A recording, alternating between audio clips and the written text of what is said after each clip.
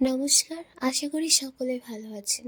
আর এইদিকে আমরা 3:30 নাগাদ মাসির বাড়ি থেকে রওনা দিয়ে দিয়েছি বাড়ির উদ্দেশ্যে। আর রাস্তাঘাটটা প্রায় ফাঁকা। আর এইদিকে আমরা যেতে যেতে চলে আসলাম একটা মিষ্টির দোকানের সামনে। আর এই মামা হচ্ছে আমাদের কিছু খাওয়াবের জন্য আর কি দাঁড় করিয়েছিল। আমরা কিছু খেতেই চাইছিলাম না, তো উনি জোর করে আর কি, তো ঠিক আছে আর কি। আর এনার কথা না বললে না, খুব একটা ভালো মানুষ ইনি। কথায় বলে না, টাকা পয়সা থাকলে সব কিছু হয় না, মানুষের ব্যবহারটা হচ্ছে সব থেকে বড়, যেটা সারা জীবন মনে থাকবে।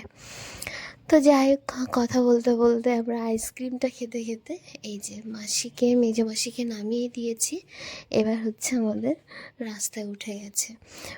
এমন মনে হচ্ছে যে কয়েক বছর পরে হয়তো আমি নিজের রাস্তায় হয়তো দেখছি। এটা কার কার এমন মনে হয় জানাবেন তো। গেছি তো মাত্র 2 দিনের জন্য, মনে হচ্ছে কত যুগ আমি রাস্তাতে দেখি না, আসি না, এমন লাগছে। কথা বলতে বলতে এই যে আমরা বাড়ি চলে এসেছি। আরে দেখো, আমাকে দেখে লুকিয়ে গেল।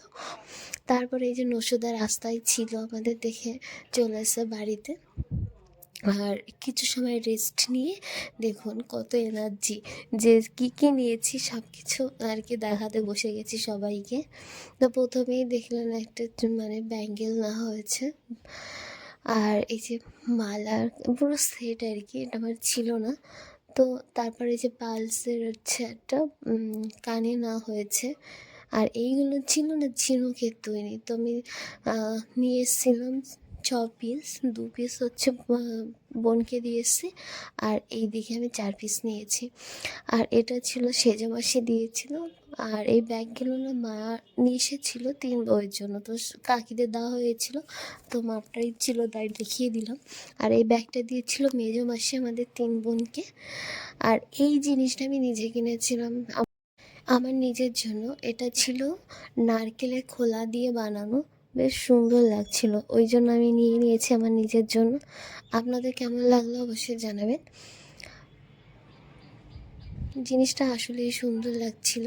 তারপরে এনেছিলাম এই যে ঝিনুকের ওপর কাঠ দিয়ে একটা দীঘা লেখা ছিল, আর এই নারকেল গাছ ছিল আর মেবি। তারপরে এইদিকে দেখো নসুর কীর্তি শুরু হয়ে গেছে, ওকে এখন পয়সা দিতে হবে। ওর জন্য কেন আমি একটা সানগ্লাস এনেছি, আর কেন কিছু আনিনি আপনারাই বলুন তো। মেয়েদের জিনিস ভালো হয়, ছেলেদের কি হয় তেমন? যাই হোক, কান্নাকাটি শুরু করে দিয়েছে।